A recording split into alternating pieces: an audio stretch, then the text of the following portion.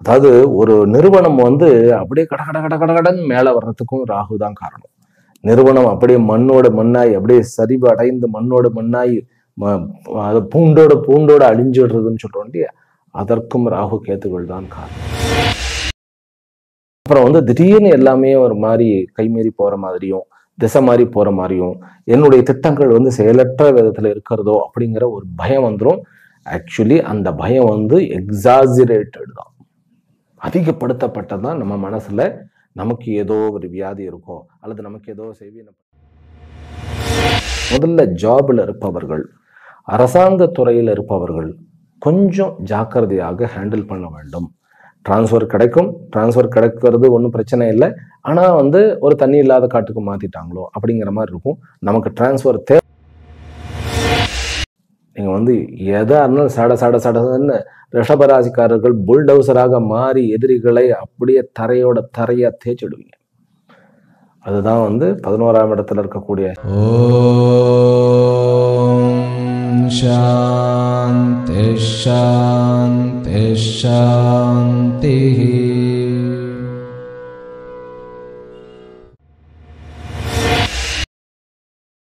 ஓம் நமோ பிரம்மாதிभ्यो ब्रह्म विद्या संप्रदाय कर्तृभ्यो वंशऋषभ्यो महद्भ्यो नमो गुरुभ्यः. सर्वोपप्लवरहित प्रज्ञान घन प्रत्यगर्थो ब्रह्माहमस्मि सोहमस्मि ब्रह्माहमस्मि. ओम सर्वेभ्यो सद्गुरुभ्यो नमो नमः. ஹரிஹி ஓம். எல்லாம் வல்ல அம்பிகையினுடைய பேரருளாலும் சுவாமி யோகஸ்ரீ அமிர்த மிருத்யுஞ்சயேஸ்வரருடைய திருவருளாலும் நம் அனைவருக்கும் அனைத்து விதமான சௌபாகியங்களும் லட்சுமி கட்டாட்சங்களும் பரிபூர்ண சதாயுஷ்ய பர்யந்தம் உத்தமமான பூரண ஆரோக்கியத்துடன் கூடிய நல்வாழ்க்கையும் வந்து அமையப்பெற்று நாம் அனைவரும் வாழ்வாங்கு வாழ வேண்டும் என்கின்ற பரிபூர்ணமான நெஞ்சார்ந்த பிரார்த்தனைகளுடனும் பூரண ஆசீர்வாதங்களுடனும் இன்றைய உரையை துவங்குகின்றேன். இன்றைக்கு நாம் பார்க்க இருப்பது ராகு கேத்து பெயர்ச்சி. 2025ஆம் ஆண்டு மே மாதம் 18ஆம் தேதி நிகழ இருக்கக்கூடிய ராகு கேத்து பெயர்ச்சியை. இந்த ராகு கேத்து பெயர்ச்சியானது 1.5 வருஷத்துக்கு ஒரு முறை நிகழக்கூடியதாக இருக்கிறது. ரிஷபராசி என்பவர்களுக்கு இந்த முறை ராகு என்பவர் 11ஆம் இடமாகிய மீனத்திலிருந்து 10ஆம் இடமாகிய கும்பத்திற்கு வருகிறார். கேத்து என்பவர் 5ஆம் இடமாகிய கன்னியிலிருந்து 4ஆம் இடமாகிய சிம்மத்திற்கு வருகிறார். இந்த பலன்களை ரிஷபராசியில் இருக்கக்கூடிய கிருத்திகா, ரோஹிணி, மிருகஷிரா இந்த 3 நட்சத்திரக்காரர்களுக்கும் நம்ம பார்க்க இருக்கின்றோம். முதல்ல ராகு அப்படிங்கிறது என்ன அப்படின்னு கேட்டா, இது ஒரு சாயா கிரகம். ராகு கேத்து இரண்டுமே, ராகு தலையாகவும் கேத்து வந்து சரீரமாகவும் வர்ணிக்கப்படுகிறது. ஆனால் இது வந்து நிழல் கிரகங்கள், சாயா கிரகங்கள் என்று அழைக்கப்படுகின்றன. இது வேதாந்தம் தெரிந்தவர்களுக்கு தெரியும். அதாவது வேதத்தை வந்து படிச்சு வேதங்களுடைய நாலேஜோடு இருப்பவர்களுக்கு தெரியும். வேதங்களில் இந்த மாதிரி விஷயங்கள் நிறைய இருக்கின்றன. பிரம்ம தத்துவமே வந்து ஜீவ தத்துவம் என்பது பிரதிபிம்ப சைத்தன்யம் அப்படின்னு சொல்றோம். பிரதிபிம்பம்னா என்ன? பிரதிபலிக்கிறதுன்னு அர்த்தம். இப்ப நான் பேசிட்டு இருக்கேன் இல்லையா, பேசிட்டு இருக்கிறவருக்கு பேர் குஹாத்மானந்தா அப்படின்னு நான் நினைச்சுக்கிட்டு நான் பேசிட்டு இருக்கேன். நீங்கள் கேட்டுக்கொண்டு இருப்பவர்கள் உங்களுடைய பேர் என்னமோ அதை வச்சு நீங்க கேட்டுக்கிட்டு போயிடலாம். அதுவே வந்து பிரதிபிம்பவாதம் அப்படின்னு ஒண்ணு இருக்கு. அந்த மாதிரி சாயாவாதம் அப்படிங்கிறது ராகு. அந்த நிழலுக்கும் பிரதிபிம்பத்திற்கும் நிறைய பலம் இருக்கிறது. அப்போ இந்த நிழல் கிரகமாகி இந்த ராகுவுக்கும் கேத்துவுக்கும் அனைத்து கிரகங்களை விட, ஏனென்றால் இவைகள் தானாக எந்த சக்தியுடன் இயங்குவதில்லை, மற்ற கிரகங்களினுடைய பலத்தை பிடுங்கி கபலீகரம் செய்து அவைகள் செயலாற்றுகின்றன. இன்ஃபேக்ட் வந்து சந்திரன் மற்றும் பூமியினுடைய நிழல்கள் தான் ராகு கேத்து அப்படின்னு சொல்லப்படுகிறது. அப்போ இது வந்து என்னன்னு கேட்டா, ஒரு செயலுக்கு எதிர்வினையாக வந்து அமைகிறது. அதுதான் நிழல். இப்போ நிழல் வந்து நான் சொல்லிடுறேன், பிரதிபிம்ப சைத்தன்யத்துக்கு கொஞ்சம் புரியலன்னாலும் கொஞ்சம் கேட்டுக்கிடுங்க. ரொம்ப ரொம்ப யூஸ்ஃபுல்லான விஷயம் இது. ஒரு பிரதிபிம்பம்னாக்கா ஒரு கண்ணாடி, சின்ன கண்ணாடி எடுத்துக்கணும். சின்ன கண்ணாடியை வந்து மரத்துக்கு கிட்ட கொண்டு போங்க. அந்த மரத்தினுடைய ஏதோ ஒரு பெரிய மரம், அந்த மரத்துக்கு கிட்ட கொண்டு போவோம். வேப்ப மரத்துக்கே போவோமே, கிட்டக்க போனா அந்த மரத்தினுடைய அந்த நடுப்பகுதி அதுல போனோம்னாக்கா அந்த கண்ணாடியில் எவ்வளவு தெரியுமோ அவ்வளவுதான் தெரியும். அந்த கண்ணாடி அப்படியே எடுத்துட்டு தூரமா போங்க, தூரமா போங்க, தூரமா போங்க. கிட்டத்தட்ட ஒரு பர்லாங்கு தூரமா போயிட்டு அந்த கண்ணாடியில பாத்தீங்கன்னா அந்த மரமும் மரத்திற்கு பின்னாடி இருக்கக்கூடிய அத்தனையும் தெரியும். அப்ப இது கண்ணாடி வலிமையானதா அல்லது மரம் வந்து இந்த கண்ணாடிக்குள்ள உள்ள அடங்குகிறதானா? இல்லை, அதுதான் இயற்கை. அந்த தூரமும் அதனுடைய பிரதிபலிக்கக்கூடிய தன்மையும் வந்து ஒரு பெரிய மரத்தையே கண்ணாடிக்குள்ள காமிக்கிற அளவுக்கு, பெரிய சூரியனையே கண்ணாடிக்குள்ள காண்பிக்கிற அளவுக்கு இந்த இயற்கைக்கு ஆற்றல் உண்டு. அதே போல நிழலும், நிழல் வந்து நீங்க நின்றுட்டு இருந்தீங்கன்னு வச்சுக்கோங்களேன், சூரியன் தலையில் இருக்கும்போது நிழல் உங்க காலுக்கு கீழே இருக்கும். அதே சூரியன் சாய சாய சாய உங்க நிழல் வளர்ந்து கொண்டே போகும். சூரியன் வந்து 6 மணிக்கு அவர் வந்து சன் செட் ஆகும்போது பாத்தீங்கன்னா உங்க நிழல் அப்படியே உங்களுக்கு பிரம்மாண்டமா இருக்கும். அந்த பிரம்மாண்டம் தான் ராகு. அந்த மாதிரியான ஒரு சக்தி. ஏன்னா மனசுக்கும் இந்த மாதிரியான இமேஜினரி விஷுவலைசேஷனுக்கும் ரொம்ப கனெக்ஷன் இருக்கும். அதனாலதான் ராகு ஆதிக்கமாக இருப்பவர்கள் எப்பவுமே வந்து அடுத்தவர்களுடைய மனதை வந்து அப்படி கட்டி தூண்டில் எடுப்பது போன்று பிடுங்கி விடுவார்கள். அப்படி வந்து ராகுவுக்கும் கேத்துக்கும் அபரிமிதமான சக்திகள் உண்டு. அதாவது ஒரு நிறுவனம் வந்து அப்படியே கட கட கட கடன் மேல வர்றதுக்கும் ராகு தான் காரணம். நிறுவனம் அப்படியே மண்ணோட மண்ணாய் அப்படியே சரிவு அடைந்து மண்ணோட மண்ணாய் பூண்டோட அழிஞ்சிடுறதுன்னு சொல்றோம் இல்லையா, அதற்கும் ராகு கேத்துகள் தான் காரணம். அதனால ராகு கேத்து அப்படிங்கும் போது நம்ம ரொம்ப ஜாக்கிரதையாக ஹேண்டில் பண்ணணும். அதுக்கு அர்த்தம் பார்க்க வேண்டும். புரியாத விஷயங்கள், அதாவது என்ன நடந்தது, எப்படி நடந்தது, ஏன் இப்படி நடந்ததுன்னு புரியாமையே இருக்கக்கூடிய, புதிராகவே இருக்கக்கூடிய நிகழ்வுகளை நடத்தக்கூடியது இந்த 2 பேர்கள் தான். சனி வந்து ஓப்பனாவே பெயினை கொடுத்துருவார், இதுதான்ப்பா நடந்தது, இப்படித்தான், இது முடிஞ்சு போச்சு அப்படின்னு. ஆனா ராகுவும் கேத்தும் வந்து நம்மளை வந்து சுத்த விட்டுக்கிட்டே இருப்பார்கள். அதனாலதான் இந்த ராகு கேத்து பயிற்சிங்கிறது ரொம்ப ரொம்ப முக்கியம். அதே மாதிரி திசை திருப்புவது, சட்டார்னு வாழ்க்கை இப்படி போயிட்டு இருக்கும், அப்படியே யூட்டர்ன் அரிச்சு பின்னாடி போடும், நமக்கு தெரியவே தெரியாது, ஏன் எதனாலன்னு கூட கண்டுபிடிக்க முடியாது, அப்படியே திசை மாறி அப்படியே போயிடக்கூடிய ஒரு தன்மை. அதே போன்ற விஸ்வரூப வளர்ச்சி, டக்குன்னு வின் பண்றது, சடார்னு ஒருத்தர் வந்து ஒரு நாள் 2 நாளுக்குள்ள அப்படி ஒரு லாட்டரி டிக்கெட் அடிச்சு ஒரு அதிர்ஷ்டம் அடிச்சு மேல பெரிய ஆள் ஆயிடுறது, ஒரு சின்ன பாட்டு, ஒரு சின்ன பாடல் மூலமாக உலக புகழ் பெறுவது, இது எல்லாமே இதற்குண்டானது. இந்த ராகு வந்து அண்டை அயல் தேசங்களையும் குறிக்கிறது, கம்யூனிகேஷனையும் குறிக்கிறது, பிற மொழிகளையும் குறிக்கிறது, பிற நாட்டவரையும் குறிக்கிறது, பிற உணவுகளையும் குறிக்கிறது, கம்யூனிகேஷனையும் குறிக்கிறது. So many things. அதுவும் ரிஷப ராசிக்காரர்களுக்கு இது முக்கியமான பயிற்சி. ராகு என்பது அது வந்து பல பாசிட்டிவிட்டிகளை கொண்டு இருக்கிறது. கேத்து 4ஆம் இடத்துல சில நெகட்டிவ்களையும் கொண்டு இருக்கிறது. அதனால நம்ம கொஞ்சம் ஜாக்கிரதையாக கவனிக்க வேண்டியது. பிறகு இந்த ராகு வந்து இயற்கை சீற்றங்களையும் குறிக்கும். மர்மமான இடங்கள், சூதாட்டம், அதாவது பிளாக் மணி, நம்பர் 2 மணின்னு சொல்றேன், அதையும் குறிக்கக்கூடிய ஒரு அமைப்பு. சூழ்ச்சி, சதித்திட்டம், பிறகு தீவிரவாதம், இது அத்தனையும் குறிப்பது. அதனால இந்த ரிஷபராசிக்கு வந்து 10ஆம் இடத்துல ராகு வர்றது எந்த மாதிரியான பலன்கள் இருக்கும் அப்படிங்கிறது நம்ம பார்க்கிறோம். முதல்ல ராகு பயிற்சி எப்பொழுது நிகழ்கிறது, எத்தனை நாட்களுக்கு இருக்கிறது, இது கொஞ்சம் கஷ்டம்தான். ஏன்னா ஆல்ரெடி நமக்கு வந்து ஏப்ரல் 26ஆம் தேதியே வந்து வாக்கிய பிரகாரம் ராகு கேது பயிற்சி ஆயிடுச்சு, ரைட்டா?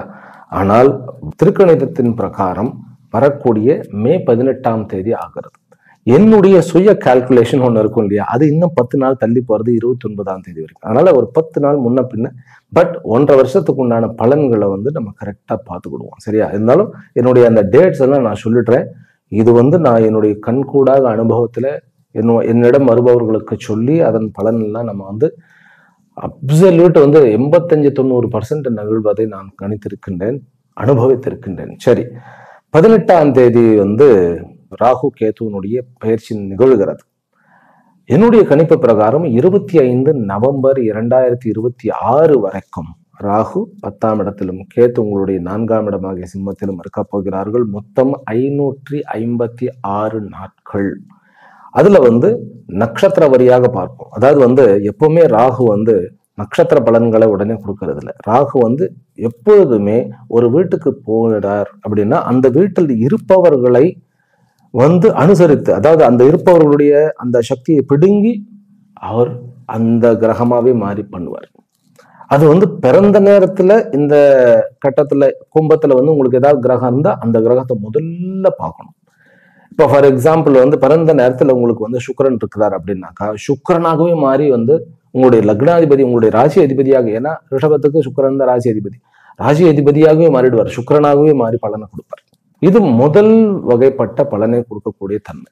இரண்டாவது என்னன்னா, தன்னை பார்க்கக்கூடிய கிரகங்களினுடைய அந்த சக்தியும் பிடிங்கி அவர்கள் மாதிரி செயலாற்றுவது. மூன்றாவது, தான் இருந்த வீட்டினுடைய அதிபதி யாரு? இப்ப சனி. அதனால ராகு முக்காவாசி சனியாக வேற இருப்பார். ஐயோ, ராகு சனியாக இருப்பாரா? கடவுளே, ராகுவே கொடுமைக்கார ராகு, சனி எப்படி அப்படின்னு கேட்டா கவலைப்படாதீங்க. ராகுவும் உங்களுடைய ராசி அதிபதிக்கு சுக்கிரனுக்கு நண்பன்தான். சனி யோகாதிபதி, அதாவது 9க்கும் பிறகு 10க்கும் அதிபதியாக பாக்கியம் மற்றும் கர்மஸ்தானத்துக்கு அதிபதி. இப்ப 11ஆம் இடத்துல உபச்சயஸ்தானத்துல தான் இருக்கிறார். அதனால நமக்கு பாதகம் கிடையாது. அந்த பலனை கொடுத்தாலும், சனியாகவே மாறி பலனை கொடுத்தாலும் தவறு கிடையாது. அதனால பயப்பட வேண்டியதில்லை. இது 3வது. அடுத்ததுதான் தான் நின்ற சாரம், தான் நின்ற நட்சத்திரத்தினுடைய பலன்களை கொடுப்பார். அந்த பலன்களையும் சேர்த்துதான் நம்ம இப்ப பார்க்க போகிறோம். எனக்கு ரொம்ப டீட்டெயில்டா சொல்லணும்னு ஆசை இருந்தாலும் பலன்ல தான் நமக்கு குறி. என்ன சுவாமிஜி என்ன நடக்கும்னு சொல்லுங்க, வளவளன்னு ஏன் பேசிட்டு அப்படின்னாக்கா, என்ன நடக்கும்னு தெரிஞ்சா எப்படி நடக்குதுன்னு கொஞ்சமாவது புரிஞ்சாதான் நமக்கு இந்த அருண் பெரும் பொக்கிஷம் ஆகிய ஜோதிடம் அப்படிங்கிறது ஒவ்வொரு பாரத்துல பிறந்த நமக்கும் பிறப்பு உரிமைன்னு நான் சொல்லுவேன். அது பாரத்துல நீங்க எங்க பிறந்திருந்தாலும் சரி, ஆனால் நம்முடைய பிறப்பு உரிமை புரிந்து கொள்வது. அதனால நம்ம டீட்டெயில கொஞ்சம் பார்த்துக்குவோம், ஆத்தன்டிவா இருப்போம். அதுக்காக தான் நட்சத்திரத்தின் வகையாக கொடுப்பது. கடைசியில தான் நின்ற வீட்டிற்கு கேந்திரத்தில் இருக்கக்கூடிய கிரகங்களாக மாறி செயல்படுவது. இது ராகுக்கும் பொருந்தும், கேத்துவுக்கும் பொருந்தும். சரி, இதுதான் அமைப்பு. இந்த பலன் கொடுக்கறதுல நட்சத்திரத்துல எத்தனை நாட்கள் இருக்கிறாருன்னு பார்த்துக்கிட்டோம்னா இன்னும் அக்யூரேட்டா நம்ம கண்டுபிடிக்க முடியும். முதல்ல 199 நாட்கள், அதாவது டிரான்சிட் ஆனதுல இருந்து 3rd டிசம்பர் வரைக்கும் 6.5 மாதம் அவர் குருவனுடைய நட்சத்திரமாகிய பூரட்டாதியில் இருக்கிறார். இது முதல் செக்மெண்டா எடுத்துக்குவோம். அதாவது டிசம்பர் 3ஆம் தேதி வரைக்கும், மே டு டிசம்பர். அடுத்த செக்மெண்ட் என்னன்னு கேட்டா, டிசம்பர் 3ஆம் தேதியிலிருந்து ஜூலை 1, 2026 வரைக்கும், அது ஒரு 7 மாசம், 210 நாட்கள் அவர் தன்னுடைய சொந்த நட்சத்திரத்துல இருக்கிறார். ராகு உங்களுடைய 10ஆம் இடத்துல சொந்த நட்சத்திரத்துல இருக்கிறார். தன்னுடைய சதபிஷா நட்சத்திரத்தில் இருக்கும்போது வருமானம், பிறகு வேலை வாய்ப்புகள், வெளிநாடு, இதெல்லாம் அப்படி உங்களுக்கு, அதாவது உங்களை தூங்க விட மாட்டார். ஆமா, அதெல்லாம் சொல்றேன் நான், தூங்கவே விட மாட்டார். ஓடு ஓடு ஓடு ஓடுன்னு சொல்லி, எப்படி ஒரு பிடி மாஸ்டர் குச்சி எடுத்துட்டு நிக்காத, ஓடு ஓடு ஓடு அப்படிங்கிற அந்த மாதிரி பண்ண போகிறார் ராகு. அது பாசிட்டிவ் தான், மேக்சிமம் பாசிட்டிவ் தான், சில நெகட்டிவ் இருக்கு, அதே நம்ம பார்த்துருவோம். இது 2வது செக்மெண்ட். 3வது செக்மெண்ட் என்னன்னு கேட்டா, 1 ஜூலைல இருந்து 25 நவம்பர் வரைக்கும் 5 மாதங்கள் 147 நாட்கள். அதுல செவ்வாயினுடைய நட்சத்திரத்துல உங்களுடைய 12க்கு உண்டானவன், பிறகு கேந்திரத்துல சப்தம கேந்திரம் 7ஆம் இடத்துக்கு உண்டானவனுடைய நட்சத்திரத்துல உட்கார்றார். ஜாகிரதையாக இருக்க வேண்டும். செவ்வாய் ரிஷபராசிக்கு 7க்கு உண்டானவன். அவ்வளவு ஒன்றும் நல்லவர் கிடையாது, ஓகே தான், பட் அவ்வளவு ஒன்றும் நல்லவர் கிடையாது. இருந்தாலும் அவருடைய நட்சத்திரம் இருக்கிறார். இந்த 3 செக்மெண்ட் தான் முக்கியம். அதே போல நான் தனியா கேத்துவையும் கால்குலேட் பண்ணி வச்சுக்கிடுறேன், அதையும் உங்களுக்கு சொல்லிடுறேன். முதல்ல 50 நாட்கள், மே 18 முதற்கொண்டு ஜூலை 7 வரைக்கும். என்னுடைய கால்குலேஷன் பிரகாரம் மே 29 முதற்கொண்டு தான், 10 நாள் கழிச்சுதான். இருந்தாலும் அது ஒரு பெருசா நீங்க குழப்பிக்காதீங்க. 50 நாட்கள், முதல் 50 நாட்கள் உத்தர நட்சத்திரத்துல சூரியனுடைய நட்சத்திரத்தில் இருக்கிறார். ஏன்னா அவர் சிம்மத்தில் தான் உட்கார்ந்து இருக்கிறார். சிம்மத்துக்கு அவர் எதிரி கேத்து. அடுத்த 288 நாட்கள், கிட்டத்தட்ட 9.5 months, 9.5 மாதங்கள் அவர் பூரத்தில் சுக்கிரனுடைய நட்சத்திரம் இருக்கிறார். உங்களுடைய ராசி அதிபதி நட்சத்திரம், நிறைய மாற்றங்கள் உண்டு. ஆமா, அதையும் நான் சொல்லிடுறேன். அடுத்தது ஏப்ரல் 21, 2026 முதற்கொண்டு நவம்பர் 25 வரைக்கும் 218 நாட்கள், கிட்டத்தட்ட 8 மாதங்கள் அவர் மகா தன்னுடைய சொந்த நட்சத்திரத்துல உட்காரார். இதெல்லாம் கணிச்சுதான் நான் பலனா சொல்ல போறேன். அதனால ரொம்ப போட்டு சுவாமிஜி ஏதோ குழப்பமா இருக்கு அப்படின்னாக்கா அப்படியே ஒதுக்கி வச்சுட்டு பலனுக்கு நம்ம போயிடுவோம். பலன் எப்பவுமே 5 தலைப்புல நான் சொல்றேன். நாம் எப்படி இருப்போம், அதாவது நம்முடைய மனம், புத்தி, உடல், சரீரம் எப்படி இருக்கும், ஆரோக்கியம் எப்படி இருக்கும், நம்முடைய இமேஜ் எப்படி இருக்கும், இமேஜ் சொசைட்டியில், ஃபேமிலியில், என்ன என்கிட்ட, பிறகு நண்பர்கள் கூட எப்படி இருக்கும். இது முதல் டாபிக். 2வது டாபிக் தொழில், எல்லா விதமான தொழில் மற்றும் ஜாப் விஷயங்களை பார்க்க போகிறோம். 3வது உறவுகள். உறவுகள் இல்லாம வாழ்க்கை இல்லை. நான் எப்பயுமே சொல்றேன் அந்த வார்த்தை தான், உறவுகள். உறவுகள்னா எமோஷன்ஸ். என்னுடைய உறவு முதல்ல என் கூட எப்படி இருக்கும். இந்த கேத்து 4ஆம் இடத்துல வந்துட்டா எனக்கே எம்எல்ஏ கொஞ்சம் பயம்லாம் வந்துடும். அதெல்லாம் பார்ப்போம். பிறகு கல்வி, படிக்கக்கூடியவர்களுக்கு எப்படி இருக்கும், மாணவர்களுக்கு.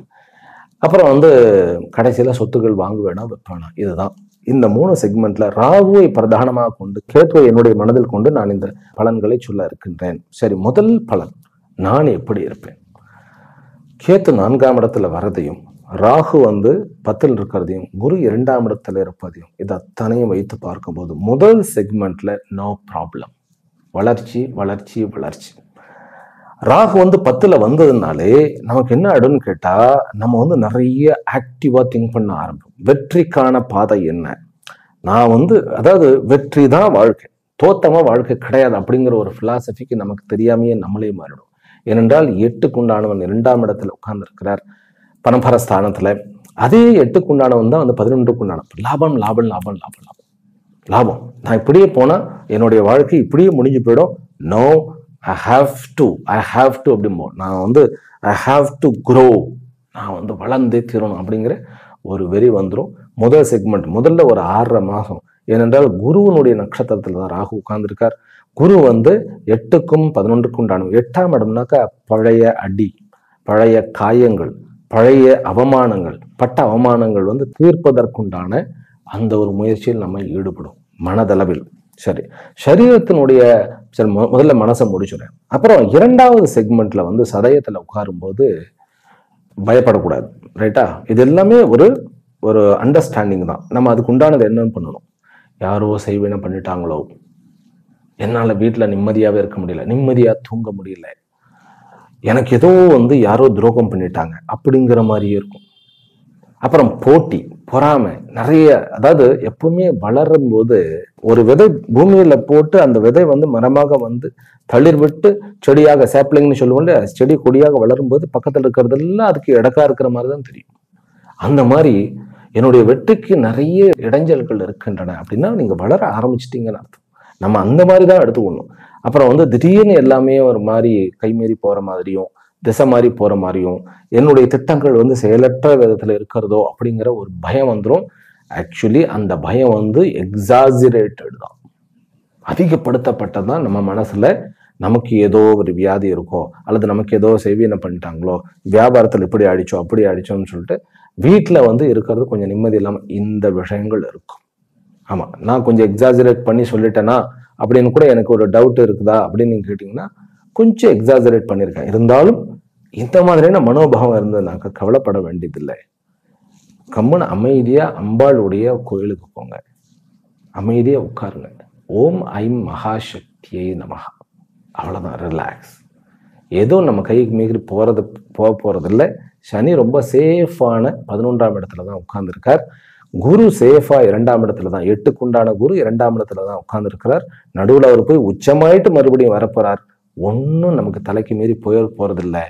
வீட்லயும் ஒன்றும் நம்ம, அதாவது சில பேருக்கெல்லாம் வந்து சொத்துல ஏதாவது பிரச்சனை வந்துடும், சொத்து கைவிட்டு போகுமோ அப்படிங்கிற அந்த ஒரு பயமெல்லாம் வந்துடும். அதாவது பயம்னு வச்சுக்கோங்களேன், இந்த 7 மாசமே பயம், டென்ஷன், ப்ரெஷர்.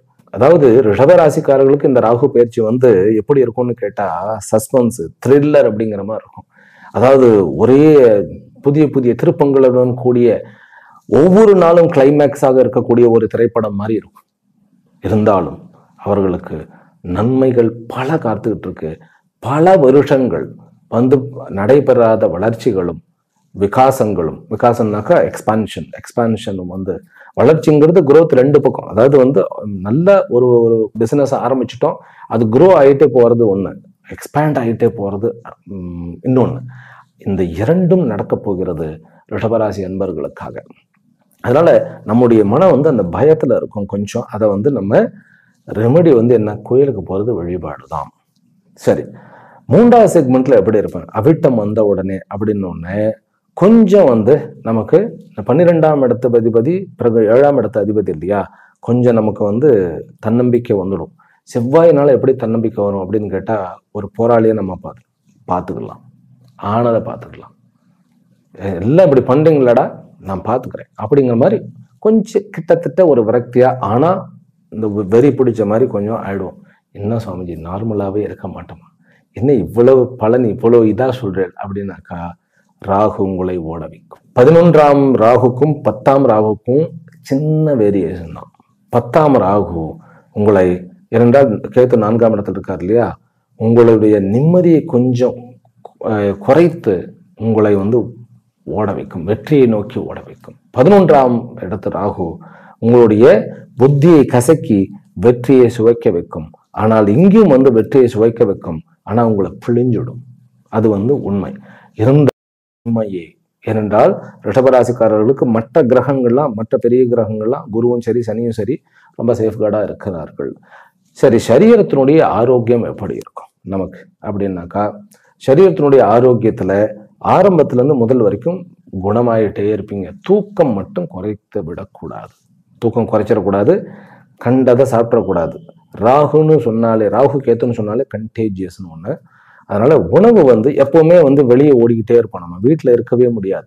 வீட்டுல இருந்து 4ஆம் இடத்து கேத்துன்னு வந்துட்டாலே ஒண்ணு நம்ம வசிப்பிடத்துல ஏதாவது வில்லங்க வந்துடும், இல்லைன்னா நம்ம நம்முடைய வாய்ப்புகள்லாம் கரைக்கு அந்த பக்கம் இருக்கும். அக்கறைக்கு பச்சைங்கிற மாதிரி ஓடிக்கிட்டே இருப்போம். அதனால வெளியில நிறைய சாப்பிட வேண்டியதா இருக்கும்.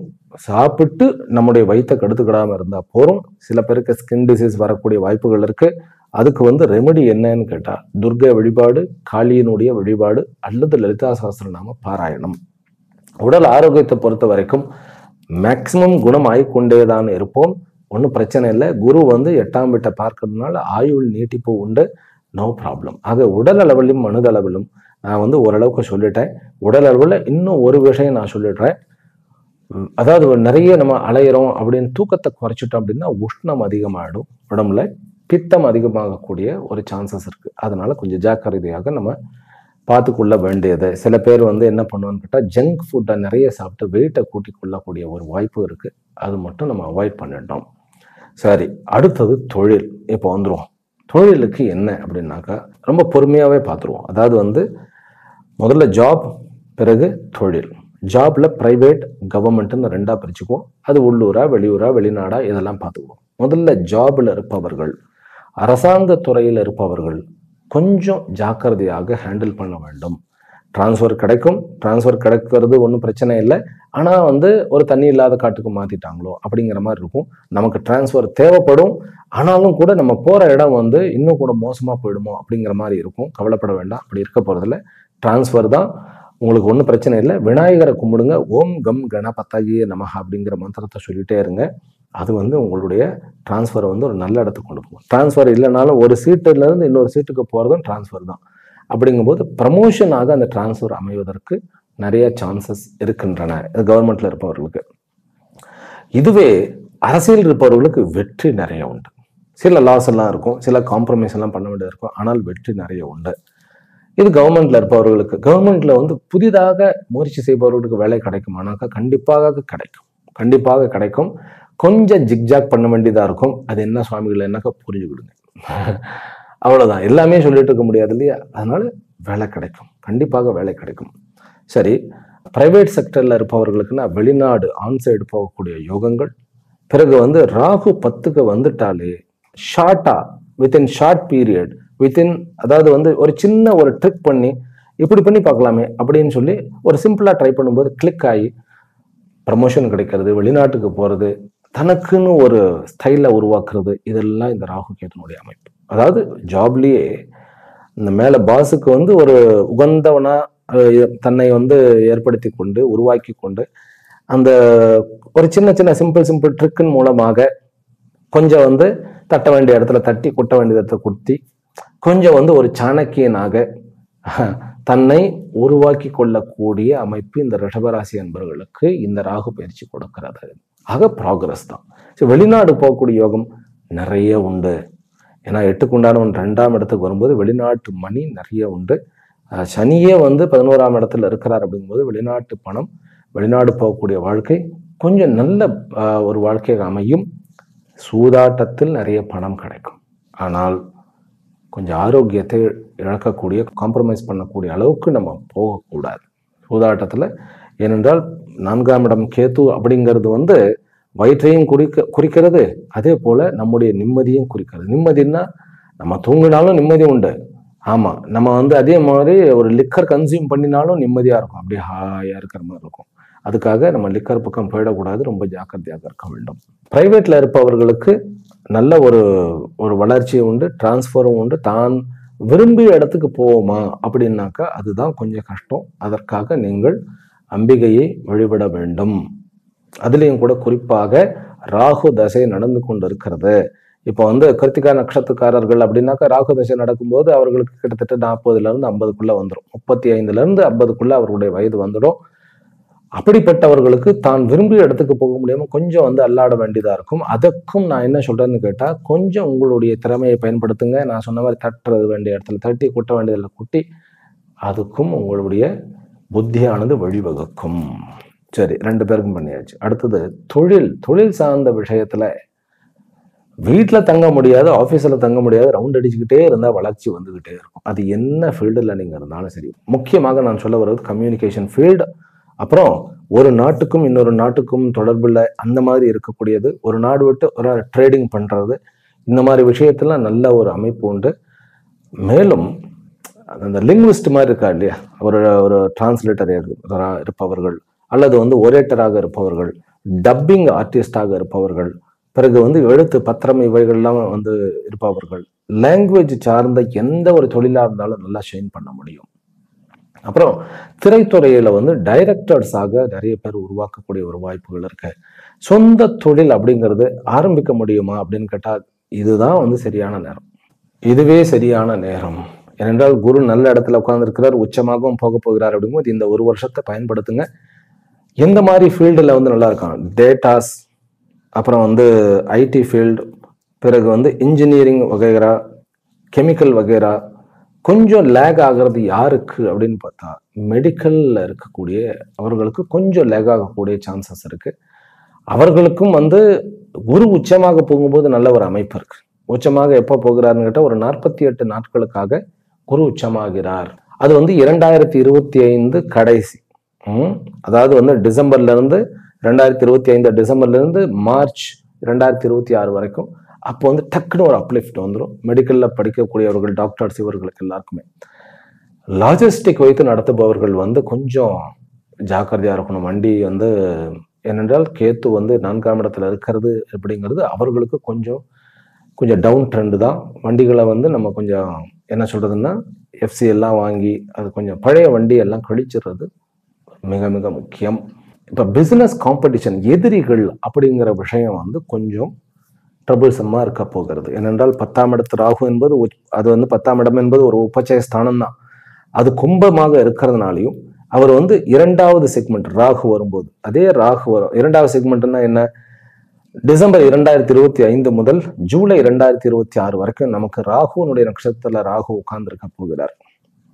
அந்த நேரத்துல வந்து குரு வந்து உச்சமாகிட்டு மறுபடியும் திரும்பி வரப்போகிறார். அவர் வந்து தன்னுடைய பூர்வ பாதிர பதம் அப்படி போராட்டாதி நட்சத்திரம் தான் இருக்க போகிறார்.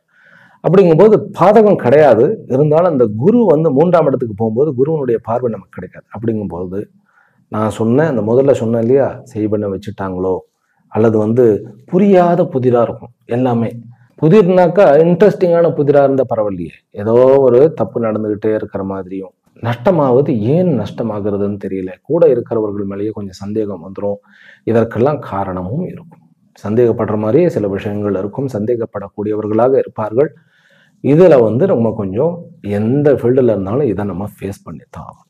அப்ப ராகு வந்து 10ஆம் இடத்துல இருந்து அவர் தன்னுடைய சொந்த நட்சத்திரத்துல இருக்க போகிறார். அப்ப அந்த நேரத்துல வந்து கேத்து வந்து எங்க இருப்பார், அதையே நான் சொல்லிடுறேன். கேத்து வந்து பூர நட்சத்திரத்தில் இருப்பார், உங்களுடைய ராசி அதிபதியுடைய நட்சத்திரத்தில் இருப்பார். அதனால கொஞ்சம் காம்ப்ரமைஸ் பண்ண வேண்டும். மேக்சிமம் வந்து உங்களுடைய அசிஸ்டன்ஸாக எதிர்ப்பாளினர் இருக்கிறார்கள் அப்படின்னாக்கா ரொம்ப ஜாக்கிரதையாக நீங்க ஹேண்டில் பண்ணணும். காம்படிஷன்ஸ் வந்து உண்டு. ஆனால் அந்த காம்படிஷன்ல, அந்த போட்டியில வந்து நான் ஜெயிப்பேன் கிட்ட, வெற்றி உங்களுது, கவலைப்பட வேண்டாம். அதற்கப்புறம் வரக்கூடிய ராகுனுடைய 3வது செக்மெண்ட்ல நீங்க வந்து, அதாவது ஜூலை 1ல இருந்து நவம்பர் 25 வரைக்கும் 147 நாட்கள் இருக்கக்கூடிய அந்த ஒரு பீரியட் இருக்கு இல்லையா, நீங்க வந்து எதா இருந்தாலும் சடன்னு ரிஷபராசிக்காரர்கள் புல்டவுசராக மாறி எதிரிகளை அப்படியே தரையா தேய்ச்சிடுவீங்க. அதுதான் வந்து 11ஆம் இடத்துல இருக்கக்கூடிய சனியினுடைய உச்சமாக இருந்து மீண்டும் வந்து 2ஆம் இடத்துக்கு வரக்கூடிய குருவனுடைய அனுகிரகத்தோட கூடிய இந்த ராகுகேதனுடைய அமைப்பு. அதனால பயப்பட வேண்டியதில்லை. வியாபாரத்தில் ஜெயிக்க போகிறீர்கள். கொஞ்சம் உலுக்கி தான் கொடுக்க போகிறார் வெற்றியை. நம்ம அதுக்கு தயாராகிடுவோம். முதல்ல மனசெலவுல தயாராகிட்டோம்னா சைக்கலாஜிக்கலா வந்து ஒரு பேய் மாதிரி வேலை செய்யணும்னு ஆரம்பிச்சிருவீங்க. எப்போ இந்த லாஸ்ட் செக்மெண்ட்ல ஒரு பேய் மாதிரி தூங்க மாட்டேயா, பார்த்துருவோம் அப்படின்ட்டு. இது வந்து சொல்றதுக்கு நல்லா தான் இருக்கும், கேட்கறதுக்கு நல்லா தான் இருக்கும். ஆனா உள்ளுக்குள்ள நிம்மதி இல்லாதப்ப ரொம்ப கொஞ்சம் கஷ்டமா தான் இருக்கும். அந்த மாதிரி நேரத்துல நீங்கள் வந்து வழிபட வேண்டிய தெய்வம் காளி. காளியை போய் பார்த்துட்டு வாங்க. அமாவாசை என்று காளியினுடைய பூஜை பண்ணுவது, காளி கோயிலுக்கு போயிட்டு வர்றது. நம்ம ஊர்ல வந்து காளியே வந்து ஒரு சாந்தமா தான் நம்ம வந்து வழிபடுறோம். இதே நீங்க நார்த்துக்கெல்லாம் போயிட்டீங்கன்னா காளி வந்து ஸ்மசானத்துல தான் இருப்பா. காளியம்பாள் கோயிலே வந்து ஸ்மசானத்துல தான் இருக்கும். இங்க நம்ம நீட்டான கோயில்லாம் கட்டி பத்திரகாளி, அந்த பத்ரகாளி காளியவே நம்ம பத்ரகாளின்னு நம்ம வந்து வழிபடுறோம். ஓம் கிரீம் கிரீம் கிரீம் ஹோம் ஹோம் ஹ்ரீம் ஹ்ரீம் பைம் பத்ரகாளி பைம் ஹ்ரீம் ஹ்ரீம் ஹோம் ஹோம் கிரீம் கிரீம் கிரீம் ஸ்வாஹா. இது வந்து பத்ரகாளியினுடைய மந்திரம். ஓம் பைம் பத்ரகாளியை நமஹ. இந்த மந்திரத்தை சொல்ல சொல்ல உங்களுக்கு நல்ல இம்ப்ரூவ்மெண்ட் கிடைக்கும். எதிரிகளை நாம் ஒழிக்க போகிறோம். அந்த விஷயத்துல நமக்கு ஓரளவுக்கு ஒரு பாசிட்டிவான விஷயங்கள் தான் இருக்கிறது. சரி, ஓரளவு எல்லாமே பார்த்துட்டேன். நான் தனித்தனி ஃபீல்டாக சொல்ல, ஜென்ரலாக எல்லாத்தையும் சொல்லிட்டேன். நீங்கள் வந்து கால்குலேட் பண்ணிக்கங்க. முக்கியமாக இந்த அனஸ்திஸ்ட் அப்படி இருக்கிறார்கள் இல்லையா, அவர்கள் மேஜிக், அதாவது வந்து மெஜிஷியன்ஸ், இவர்களுக்கெல்லாம் மெஜிஷியன்ஸ், சிங்கர், அப்புறம் வந்து மியூசிக் டைரக்டர்ஸ், இவர்களுக்கெல்லாம் நல்ல சக்ஸஸ். அடுத்தது வந்து உறவுகளில் வந்து அப்பா அம்மா உன்னுடைய ஆரோக்கியத்தை நம்ம கொஞ்சம் பார்த்துக்கணும். அவங்களுக்கு வந்து ஒரு கம்ப்ளீட் செக்அப் பண்ணிடுங்க. 4ஆம் இடத்துல கேத்துன்னு சொன்னாலே அம்மாவுக்கு வந்து சடனாக ஏதாவது வந்து ஒரு உபதிரவம் வரக்கூடிய ஒரு வாய்ப்புகள் இருக்கு. இருந்தாலும் குருவினுடைய அமைப்பு ஒரு நல்ல அமைப்பாகத்தான் இருக்கிறது. அதனால பெருசா ப்ராப்ளம் இல்லைனாலும் சிறு சிறு உபதிரவங்கள் இருக்கின்றன. சகோதரர்கள் வந்து நல்ல, அதுவும் இளைய சகோதரர்கள் நல்ல உங்களுக்கு ஒரு பாதுகாப்பாக ஒரு துணையாக இருப்பார்கள். மூத்த சகோதரர்கள் கொஞ்சம் வந்து நம்ம பணிஞ்சு போக வேண்டியதாக இருக்கும். ஐடியாஸ் கிடைக்கும், கைடன்ஸ் கிடைக்கும். ஆனால் அதாவது வந்து அப்பாவுடைய ஸ்டேஜில் இருக்கக்கூடியவர்கள், சித்தப்பா, பெரியப்பா, தாத்தா, பாட்டி, இவர்களுடைய உங்களுக்கு அனுகிரகம் கிடைக்கும். சில பேருக்கு அவர்களுடைய சொத்துக்களே கிடைக்கக்கூடிய வாய்ப்பு இருக்கு. அதான் அடுத்த டாபிக் நான் வரேன். மேலும் உறவுகளில் வந்து முக்கியமாக நம்ம கொஞ்சம் ஜாக்கிரதையாக இருக்க வேண்டிய உறவு என்ன அப்படின்னு கேட்டா, பார்ட்னர்ஷிப் என்கின்ற உறவு. அங்கதான் வந்து ப்ராப்ளங்கள் நிறைய இருக்கும். அதனால பார்ட்னர்ஷிப்புக்கு உண்டான விஷயத்துல கொஞ்சம் ஜாக்கிரதையாக இருக்கணும். பிறகு உறவுகளோட நம்ம பிசினஸ் பண்றோம்னா அந்த இடத்துல ரொம்ப ஜாக்கிரதையாகத்தான் இருக்க வேண்டும். மேலும் அடுத்தது வந்து வெளிநாட்டு உறவுகள், பிறகு வந்து வெளி மாநிலத்து உறவுகள் எல்லாமே நல்லா சப்போர்ட்டிவாக இருக்கக்கூடிய அமைப்பு உண்டு. புதிதாக ஒரு மொழி கற்றுக்கொள்ளக்கூடிய ஒரு வாய்ப்பு நல்லபடியா உண்டு.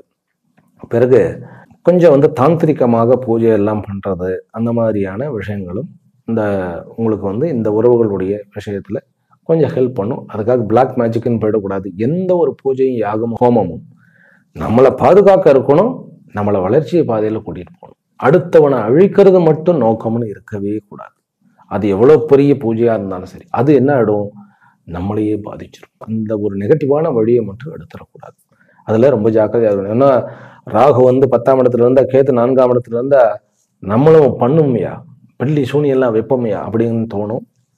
No no no. ரிஷபராசி அன்பர்கள் வந்து சாத்மீகமான அன்பர்கள். அவருக்கு வந்து ராகு ஃப்ரெண்டு தான்.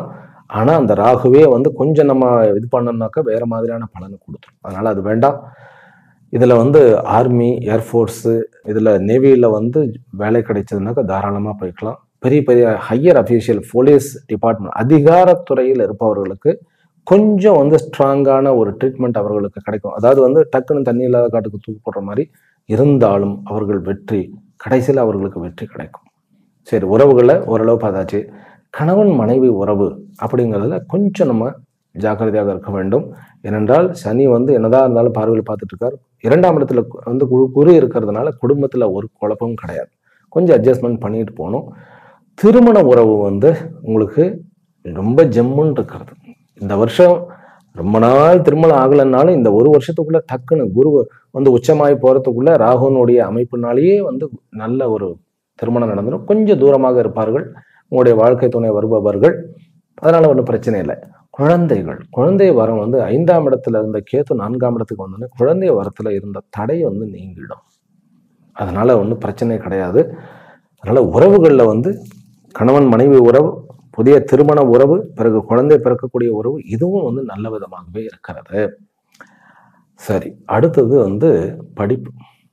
இந்த படிப்பு அப்படிங்கும்போது 4ஆம் இடத்துக்கு கேத்து வந்துட்டாலே கொஞ்சம் வந்து இந்த IAS, அப்புறம் IPS, இந்த மாதிரியான IFS இதுக்கு படிக்கிறோம் இல்லையா, குரூப் 1 குரூப் ஏ அப்படின்னு சொல்கிறோம் இல்லையா, அதெல்லாம் கொஞ்சம் வந்து டஃப்பாக போயிடும்.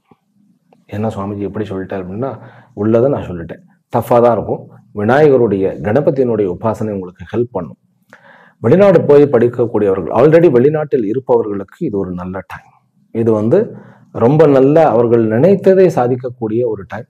ஒர்க் பண்ணிக்கிட்டே வந்து நான் வந்து படிச்சுக்கிட்டு இருக்கேன், எனக்கு வந்து கஷ்டமாக இருக்குனாக்கா ஸ்காலர்ஷிப்புக்கு ட்ரை பண்ணுங்க. கண்டிப்பாக ஸ்காலர்ஷிப் உண்டு.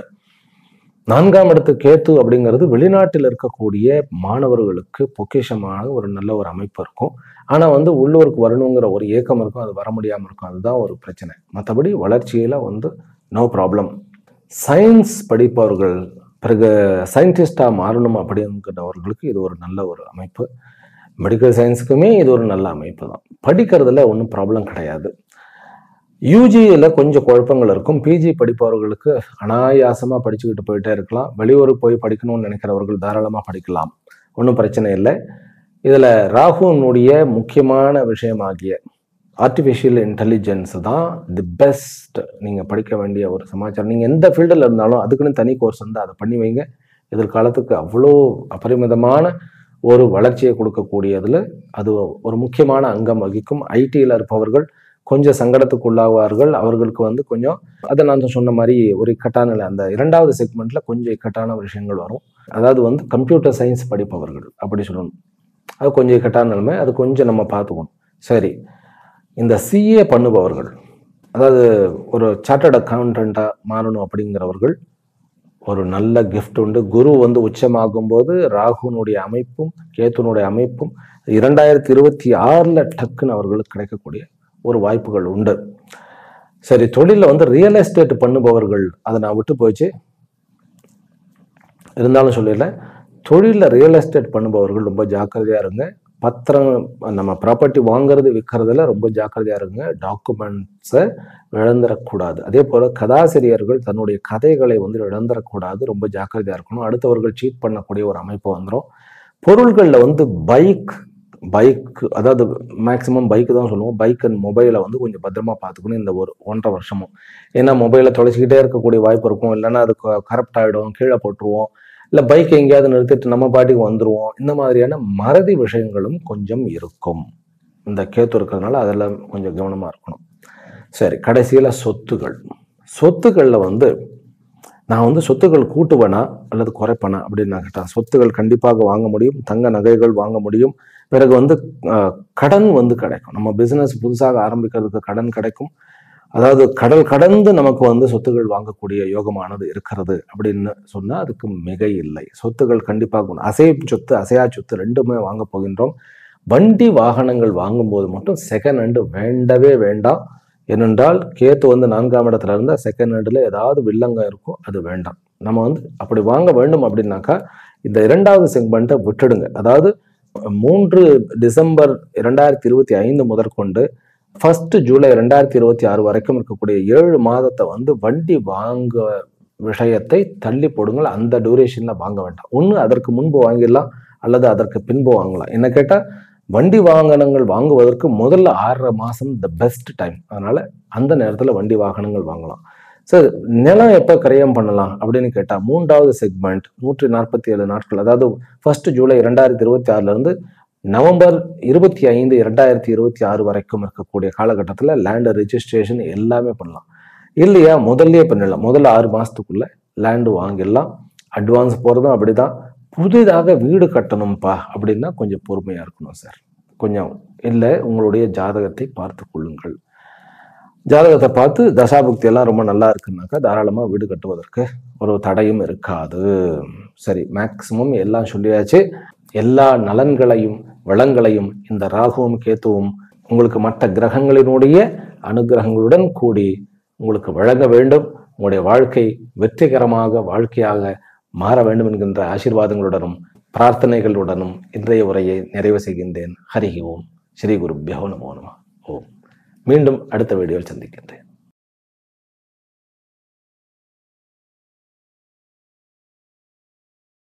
ஓம் சாந்தி சாந்தி சாந்தி.